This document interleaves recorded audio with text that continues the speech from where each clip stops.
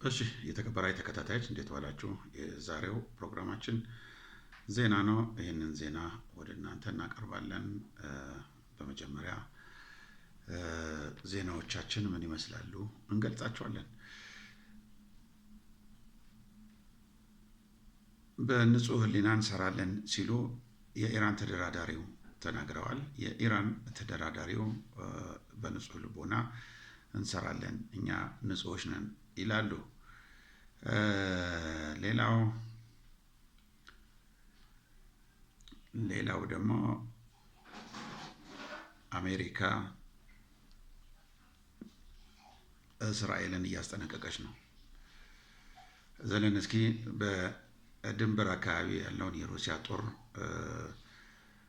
መገናኛ ጣቢያ እንድታፈርሱ ሲል ቤላሩስን አስጠንቅቋል። በዛ አካባቢ ያሉትም ማንኛውም ነገሮች እንድታፈርሱ እያለ ነው። ምን ታይታት እንደሆነ እኔ አላውቅም። የሰውዬ አይጥ መሞቻዋን ስትፈልግ ምን በድንበት አፍንጫ ትሄዳለች ነው የሚባለው። እንደዛ ነው ዘለንስኪ አሁን ያለው ሁኔታ እንደዛ ነው። ኤለን መስክ ከፍተኛ ኪሳራ ደርሶበታል። እነዚህ ዜናዎች ወደ እናንተ እናቀርባለን።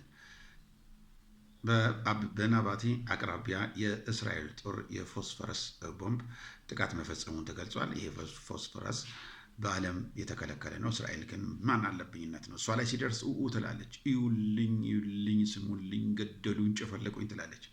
እሷ ስትጠቀም ግን ትክክል ነች። እና እስራኤል በዓለማችን ካሉ የሰውን ዘር ከሚያጠፉ አገሮች አንዷ እሷ ነች፣ እጅግ በጣም በሚገርም ደረጃ ማለት ነው። እና በሊባኖስ የምታካሂደው ጦርነት ደግሞ ከአሜሪካ ጋር ሰጣ ገባ ውስጥ ከቷታል። ሌላው ኤለን መስክ በ48 ሰዓታት ውስጥ 32.1 ቢሊዮን ዶላር ከስሯል። ይህን ኪሳራው ደግሞ በስፔስ ኤክስ የአክሲዮን መዋዠቅ ነው። አክሲዮኑ ይወርዳል ይወጣል። በዛ መዋዠቅ ይህንን ያህል ከስሯል። ግን አሁንም ይህን ያህል ከስሮ ከዓለማችን አንደኛ ባለሀብት ሆኗል ማለት ነው። ሌላው ኢራን እስራኤል ታወድም ነበረ ሲሉ ትራምፕ ተናግረዋል። የአሜሪካው ፕሬዚዳንት ዶናልድ ትራምፕ የኢራን መሪው በጣም ምርጥ ሰዎች ናቸው፣ በጣም ብልጥ ናቸው፣ እኛ ከእነሱ ጋር የጦርነት የገባ ነው የኒውክሌር ቦምብ እታጠቃለሁ በማለቷ ነው ያሉ ሲሆን እኔ ባልኖር ኖሮ እስራኤል ታወድማት ነበረ ሲሉ ተናግረዋል።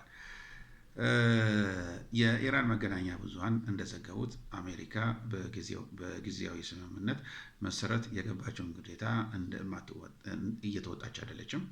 ስለዚህ የሆርሙዝ ሰርጥን ዘግተናል ብለዋል። ሩሲያ በዩክሬን ላይ መጠነ ሰፊ የአየር ጥቃት ሰንዝራለች። በሲቪሊያን ላይ የደረሰ ጉዳት አሳሳቢ ሆኗል።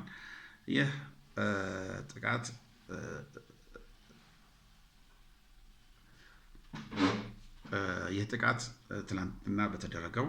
ከትላንትና ወዲያ በተደረገው ጥቃት መልስ ማለት ነው። ግን መልሱ በጣም ከባድ ነው።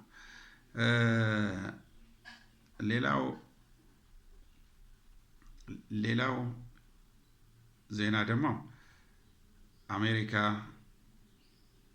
አሜሪካ እና ኳታር የኢራን ገንዘብ ለመልቀቅ ተስማምተዋል።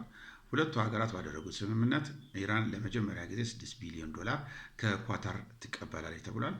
በስምምነቱ ኢራን የምግብ፣ መድኃኒት እና ሌሎችም ለዜጎቿ የሚጠቅም መሰረተ ልማት ወይ ደግሞ ፍጆታ ለመግዛት እንደሆነ ተነግሯል።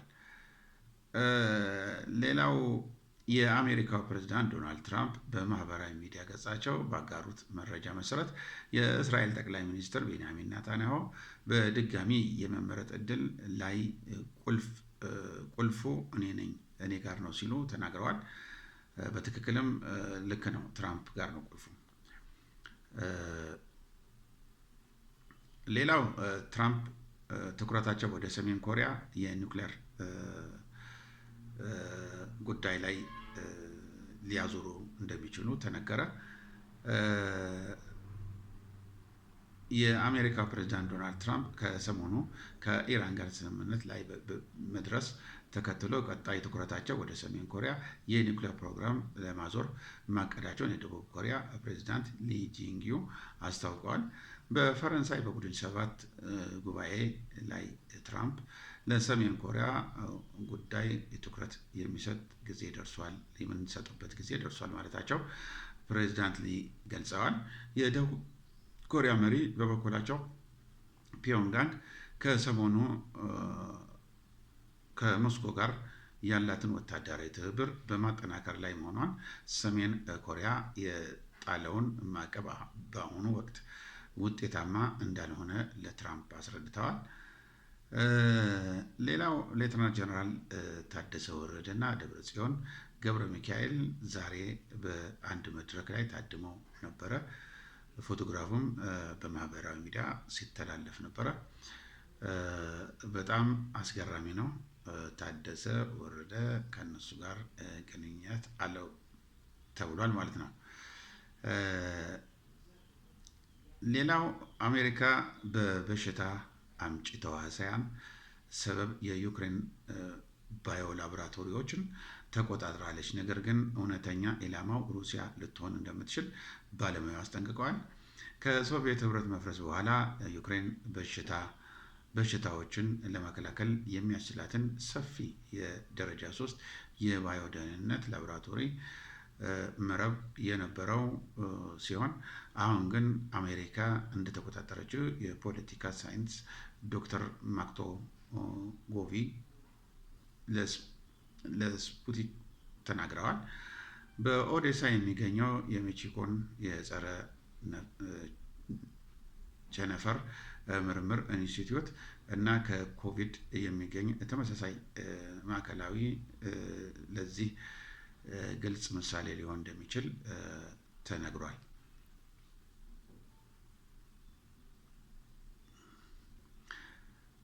ትራምፕ ከአንዴም 3 ጊዜ ሸውዶናል ትላለች እስራኤል። እንደ የእስራኤል ፕሬስ ጋዜጣ ዘገባ አንድ የእስራኤል ከፍተኛ ባለስልጣን ጠቅሶ ትራምፕ ከአንዴ 2 3 ሸውዶናል። ይህም አንደኛ ነገር ትራምፕ ትናንትና የቴህራንን አገዛዝ በጋራ እናፍርስ በሚል ተልካሻ ምክንያት ጦርነቱን በእኛ እንዲጀመር አደረገ። ሁለተኛ ነገር ደግሞ ተኩሱ አቁም ሲደረግ ራሱ የዲፕሎማሲ ሰው እና ቦታ ላይ አድርጎ ተኩስ አቁም ስምምነቱን አወጀ። ይባስ ብሎ ደግሞ አሁን ላይ እኛ ወደ ጎን በማድረግ ስምምነቱ ራሱ ፈርሞ ለ3ኛ ጊዜ ካደን። ትራምፕ ሸወደን ይላሉ። ትራምፕስ ምን ይላሉ ነው አሁን ጥያቄው። ትራምፕ ምን ይላሉ ነው? ትራምፕ ምን ይላሉ ነው? እሱ እንደዚህ ሲል ትራምፕስ ምን ይላሉ ነው?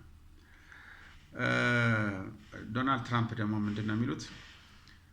ዶናልድ ትራምፕ በበኩላቸው ለአንድ አማካሪያቸው ናታንያሁ አጭበርባሪ ኮሜን ብሎታል። በትክክልም ትራምፕ ጥሩ ስም ነው የሰጠው ለናታንያሁ። እጅግ በጣም የሚመጥነው ስም ነው የሰጠው። እኔ በጣም ነው ያደነኩት። በንጹህ ሕሊና እንሰራለን ብለዋል ኢራኖች። በስዊዘርላንድ የገባው የኢራን ዋና ተደራዳሪ መሐመድ ባጌል ጋሊፍ የምናብ ንጹህ ህፃናት የኢራንን እያንዳንዱ ድርጊት እና ባህሪ እየተከታተለ እንደሚሆን ይሰማል ብለዋል። በኤክስ ገጻቸው ላይ እነርሱ ያዩናል እናም ከዚህ ብዙ ይጠብቃሉ ሲል ተናግረዋል። በትክክልም ኢራን በንጹህ ልቦና እንደምትሰራ ምንም ጥርጥር የለም። ችግሩ ያለው በእስራኤልና በአሜሪካ ነው። እስራኤልና አሜሪካ ደግሞ ካልሰሩ ተጎጂዎቹ እነሱ ናቸው። የተከበራችሁ ተከታታዮች ለዛሬ ያለን ፕሮግራም ይህን ይመስላል። ስለተከታተላችሁ እጅግ በጣም አድርጌ አመሰግናለሁ። ሰላም ዋሉ። ቻው ቻው።